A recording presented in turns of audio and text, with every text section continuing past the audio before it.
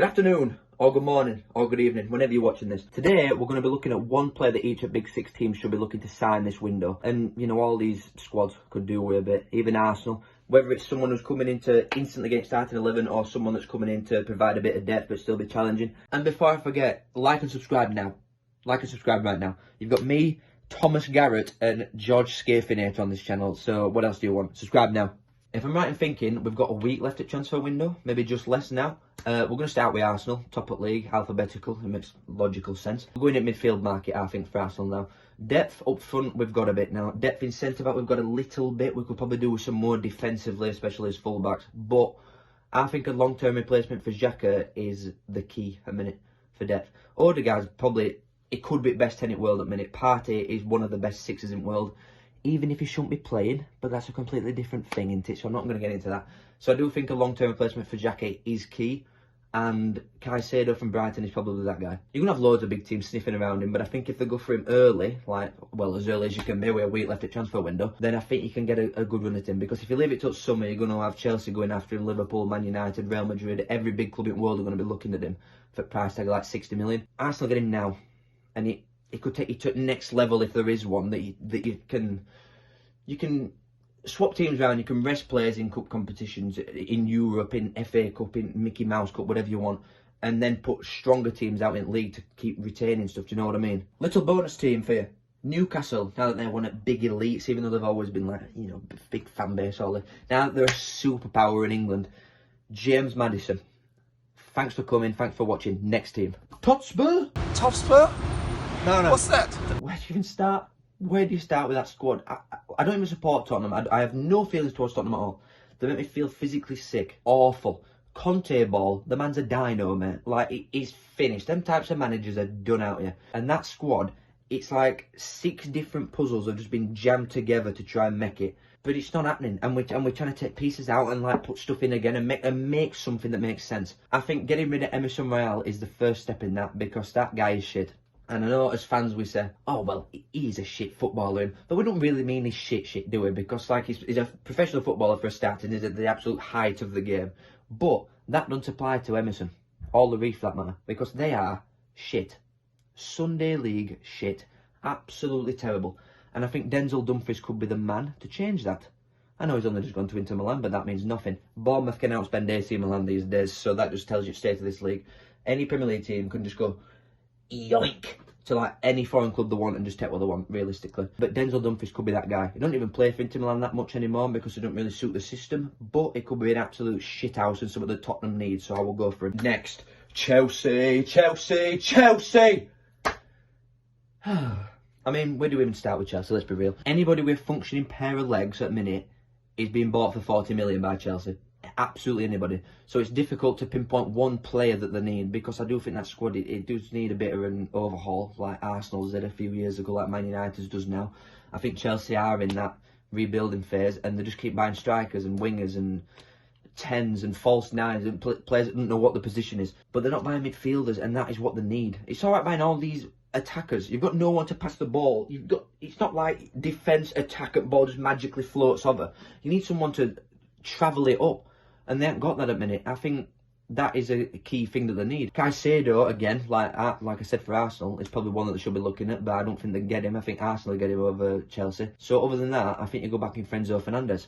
It's going to cost a bomb, but it's going to cost an even bigger bomb in summer when you've got, again, like Caicedo, if they leave him till summer, you've got all these huge European powerhouses that are going to be sniffing around these limited number of midfielders that there are. So I think you go for Enzo Fernandez nice and early. Man United.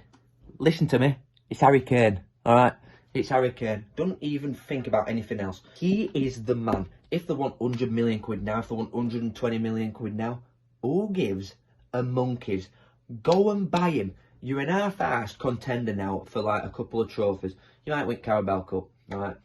Well done, medals in post. But I still think Newcastle are going to beat you with this team. Just saying, just thought I'd put that out there. Harry Kane will take you into serious contenders. Serious contenders for every single trophy. Just imagine what he could do. We're on about like through last couple of seasons in history. You've got Kane with Son, like the link up they have. Imagine Kane with Rashford. It's like borderline same thing. And imagine what that do for England as well. So maybe it's selfish of me, but for England's viewpoint, I want Kane and Rashford playing together week in, week out, because that'll win us a World Cup and a Euros, won't it? But again, going back to Man United and being realistic, striker, man, we can't get away with Martial. We're not using Weghorst. Let's be real. I say we as if I'm a Man United fan. Get Harry Kane and get him now. He will take you back to the heights that you were once at. City. What I think City need isn't realistic, to be honest, which is stupid for this video. But they've gone away from, like, you know, really direct, pacey wingers that you get you your goals. Sane being an absolute pinpoint to that as an example. Sane used to take players on, he'd be the direct threat, he was scoring goals for fun with Aguero stood next to him. Now it's like, it's all creative down your whips and everything's going through Ireland. But I feel you could get away with just having one type of player like that off right, maybe, and then going in for a Kvaratskhelia at Napoli, but that's not realistic because Napoli are doing so well in the league. Mbappe, not realistic again, he's never going to go in January. Summer maybe. That'd be a sight, wouldn't it, Mbappe in Ireland? But one thing I do think is realistic this summer, this winter, January even, Rafael Leao. I think that is the only one of these elite wingers coming off left that you can get with a weak left at window. Mbappe is not going to go. Kvaratskhelia is never going to be sold. We are good Napoli doing it a minute. So Rafael Leao is my nomination as tribute for Man City and what they should be doing in this window. To going back to like their old way sort of thing instead of pissing about trying to reinvent football for 100th time because he's bored. Liverpool. Jesus! We are in the pits of hell, I think, if you're a Liverpool fan at the minute. Why do I keep saying we? You are in the pits of hell if you're a Liverpool fan at the minute. That midfield is absolute dog ass. Let's be real. And everyone's going to say, oh, well, we'll go for Jude. Jude ain't going to go this January. Absolutely no chance. If you leave him till summer, which you're going to have to because he won't be sold, Dortmund are not going to sell him in January. Then you've got, again, all these powerhouses like you're going to get with Caicedo and Enzo Fernandez. There's very limited midfielders of that exceptional calibre at minute, but Jude Bellingham is top at pile, and I think that Liverpool probably will get him in summer, but they still need another midfielder because Thiago's back must be fucking aching to bollocks. He is carrying them daily. Fabinho is finished. He's so washed, which is why my signing will be Declan Rice. I think that's realistic for this January. They're not going to get the 100 million quid that they want West Ham because they're in a relegation battle, and now Declan Rice can use it as sort of leverage for, oh, well, I want to go and I want to be at biggest games in biggest competitions ever, which you can't blame him for. If they go for him now, I think they're going to clean run at him. There's a lot of logistics behind it that they could struggle with, like, you know, all his family's down London and he loves them and stuff like that. And is he not a Chelsea fan? So you could have Chelsea, Arsenal are going to be after him, Tottenham. Tottenham aren't going to be after him. Chelsea, Arsenal, you've got Man United sniffing around him, Real Madrid are probably sniffing around him again. But I think Liverpool could get him, and it's a sign in the need. It's another born leader for when Henderson's done. Do you know what I mean? There's more to just your technical ability and all this and how good you are in your position. He's a born leader and he's something that Liverpool need. So, to recap, Arsenal, Moises Caicedo from Brighton. Chelsea, we're going Enzo Fernandez. Liverpool is Declan Rice, that's 3 midfielders in a row. Man United, Harry Kane. Man City, I forgot what I said for Man City. Oh, it's Rafael Leao. Bonus team, Newcastle is James Maddison, and then Spurs is Denzel Dumfries. Now, obviously, these aren't the ideal signings because in a perfect world, everybody would be available in January, but that is not the case. Bellingham is not going to be available in January. Mbappe, these type of players are not going to be available in January. So teams might save the money for that window for when they can buy these more lucrative players, but for going one from each, this is what I would do. There is a code for a free mystery kit in this video somewhere, and I bet you're all wondering, oh my god, where is it? It's right there. It's right there. That's a code for a free shirt, courtesy of Mystery Football Kit Company, so thank you to them. And yeah, thanks for watching.